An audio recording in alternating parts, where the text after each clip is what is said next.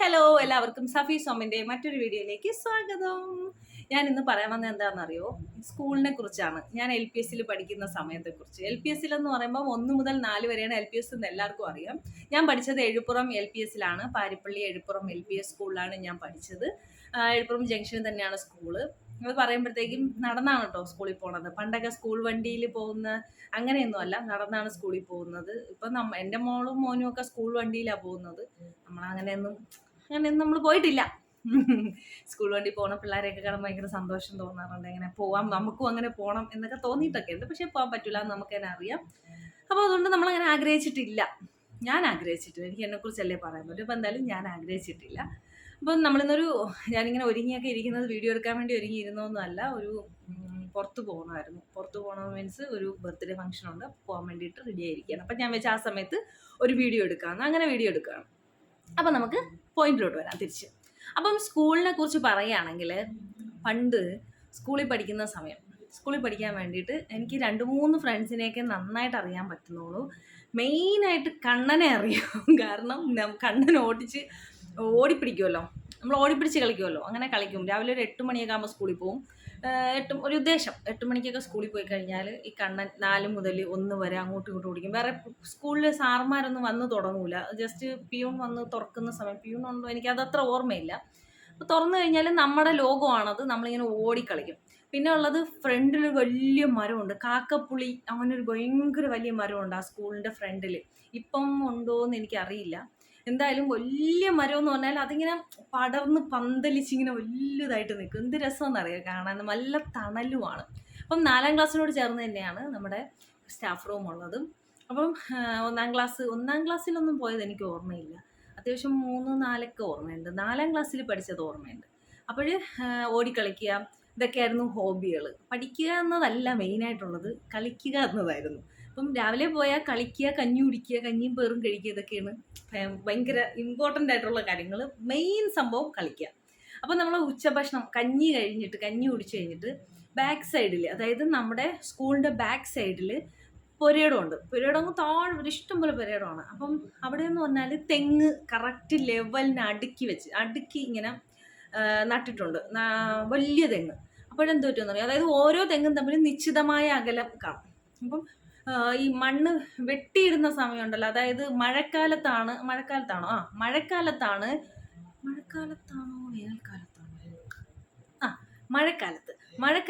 നമ്മൾ തെങ്ങിൻ്റെ ചുവട് വെട്ടി കരയിലോട്ട് ഇട്ട് കൊടുക്കും. കാരണം മഴ പെയ്യുമ്പോഴുള്ള വെള്ളം കുഴിയിൽ വന്ന് നിറയാൻ വേണ്ടി.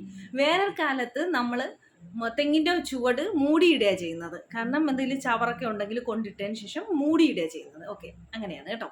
അപ്പം നമ്മളെ മഴ സമയത്ത് ഇതിങ്ങനെ വെട്ടി വെളിയിലോട്ട് വെക്കും. മണ്ണ് വെട്ടി വെളിയിലോട്ട് വെക്കുമ്പോൾ ഏകദേശം ഒരാൾ ഇറങ്ങി നിൽക്കത്തക്ക അത്ര കുഴി ഉണ്ടാവും. അപ്പം നമ്മൾ എന്ത് ചെയ്യുന്നറിയോ, ഓരോരുത്തർക്കും ഓരോ കുഴി, ഓരോരുത്തർക്കും ഓരോ തെങ്ങ്. ഒരാളിന് മാത്രം തെങ്ങ് കാണൂല. അപ്പം നമ്മൾ അങ്ങോട്ടും ഇങ്ങോട്ടും ഓടണം. എങ്ങോട്ടെങ്കിലുമൊക്കെ ഓടി ഏതെങ്കിലുമൊക്കെ തെങ്ങിൻ്റെ ബലം വെച്ച് ഓടണം. അപ്പോൾ ഈ നിൽക്കുന്ന ആൾ ഓടി വന്ന് തെങ്ങി പിടിക്കും. അതായത് ഇല്ലാത്ത തെങ്ങിൽ, മനസ്സിലായെന്ന് വിചാരിക്കുന്നു. അങ്ങനത്തെ ഗെയിമൊക്കെ കളിക്കും. അതൊക്കെയായിരുന്നു നമ്മുടെ കുട്ടിക്കാലം കേട്ടോ. ഇപ്പോൾ എല്ലാവർക്കും മൊബൈലും കാര്യങ്ങളും ഒക്കെ ആയി. മൊബൈലിൽ അവർക്ക് ഇങ്ങനത്തെ കളിയൊന്നും അറിഞ്ഞൂടാ.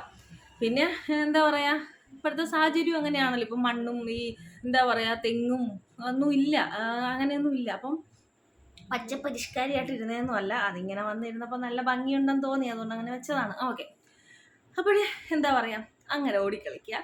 പിന്നെ കഞ്ഞി വെക്കുന്നത് ഒരു ചേച്ചിയാണെന്നാണ് തോന്നുന്നു. അതെ. അപ്പം അങ്ങനെ അപ്പം LPS ഒക്കെ ഭയങ്കര രസമായിരുന്നു. പിന്നെ ഫ്രണ്ടിൽ, നമ്മുടെ സ്കൂളിൻ്റെ ഫ്രണ്ടിലായിട്ട്, അതായത് 1ാം ക്ലാസ്സിൻ്റെ ഫ്രണ്ടിലെന്ന് പറഞ്ഞാൽ സൈഡിലായിട്ട് പുൽത്തകിടി പോലെ ഇങ്ങനെ ഒരു സ്ഥലമുണ്ട്. നാച്ചുറലായിട്ട് അവിടെ പുല്ലിങ്ങനെ തകിടി പോലെ ഉണ്ടായതാണ്. അവിടെയൊക്കെ കിടന്ന് വേരിയാണ് കളിക്കുന്നത്. എന്ത് ബഹളമായിരുന്നു എന്നറിയൂ, കിടന്ന് വരവും. പിന്നെ ഭയങ്കര ഓർമ്മയുള്ളത്, ഞാൻ ഫസ്റ്റ് ടൈം ആമിനായി കാണുന്നത്. നമ്മുടെ തൈക്കാവ്, എഴുപ്പുറം തൈക്കാവ് കഴിഞ്ഞ് കുറച്ചും കൂടി മുമ്പോട്ട് കാര എന്നൊരു കഥ പറഞ്ഞിട്ടില്ലേ, ആ കാര വാങ്ങുന്ന വീടിന്റെ നേരെ ഓപ്പോസിറ്റ് അവിടെ വാങ്ങിച്ച ഒരു കാറാണെന്ന്, ഒരു പന്ന കവറിലാണ്. 2-3 സ്ലൈറ്റൊക്കെ കാണുമായിരിക്കും, ഉണ്ടെങ്കിൽ ഉണ്ടില്ലെങ്കിൽ ഇല്ല, അതാണ് അവസ്ഥ. അങ്ങനെ വരുന്ന സമയത്ത് ഒരു മാമാടെ കൈ ക്യൂട്ടായിട്ടുള്ളൊരു കൊച്ച്, ക്യൂട്ടെന്ന് പറഞ്ഞാൽ ഭയങ്കര അത്യാവശ്യം നല്ല വണ്ണമൊക്കെ ആയിട്ട് മുടി മറ്റേ ഡോലെ മുടിയൊക്കെ വെട്ടി ബോബി കട്ടോ അങ്ങനെ എന്തോ പറയുമല്ലോ, എന്താ അത് നല്ല നമ്മളെ പരസ്യം കാണുമ്പോൾ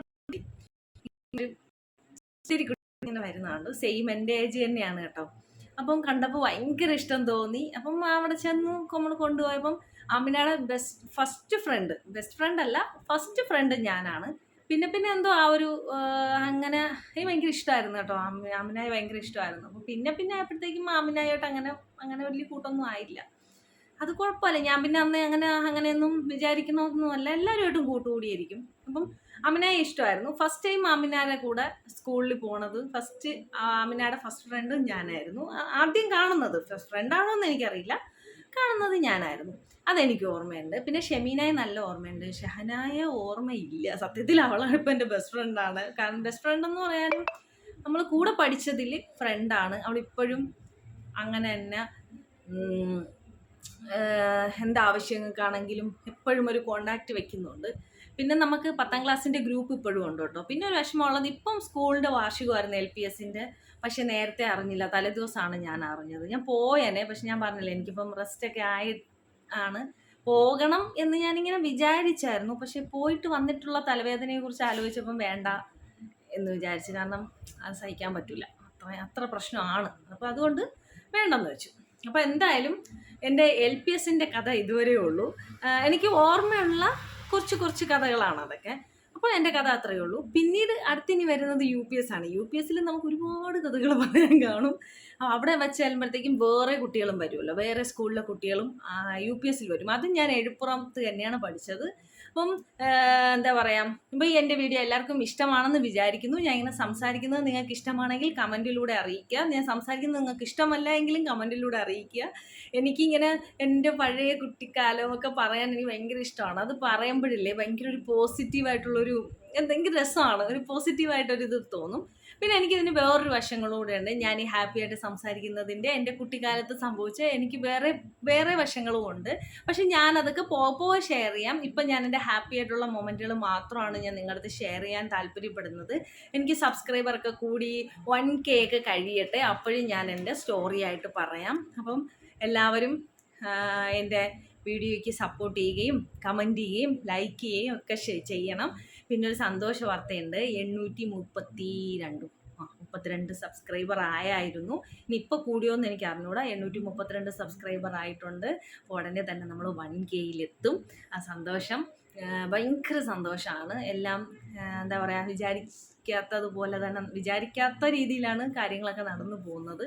അപ്പോൾ ഇനിയും എല്ലാവരും എൻ്റെ വീഡിയോയ്ക്ക് സപ്പോർട്ട് ചെയ്യുമെന്ന് ഞാൻ വിചാരിക്കുന്നു. വീഡിയോയ്ക്ക് ക്ലാരിറ്റി കുറവാണെന്നൊക്കെ എനിക്കറിയാം. കാരണം ഞാൻ എൻ്റെ മൊബൈലിലാണ് എടുക്കുന്നത്. എനിക്ക് എഡിറ്റിംഗ് ഒന്നും അത്ര അറിയില്ല കേട്ടോ. എനിക്ക് തോന്നുന്നു മക്കൾ അതിൽ നിന്ന് സൂപ്പറായിട്ട് എഡിറ്റ് ചെയ്യുമെന്ന്. അപ്പോൾ എന്തായാലും എല്ലാവരും വീഡിയോ ലൈക്ക് ചെയ്യാനും ഷെയർ ചെയ്യാനും സബ്സ്ക്രൈബ് ചെയ്യാനും മറക്കരുത്. നിങ്ങളുടെ വിലയേറിയ അഭിപ്രായങ്ങൾ കമൻ്റായിട്ട് രേഖപ്പെടുത്തേണ്ടതാണ്. അടുത്തൊരു വീഡിയോയുമായിട്ട് ഉടനെ വരാം. അതുവരയ്ക്കും ബൈ, സീ യു.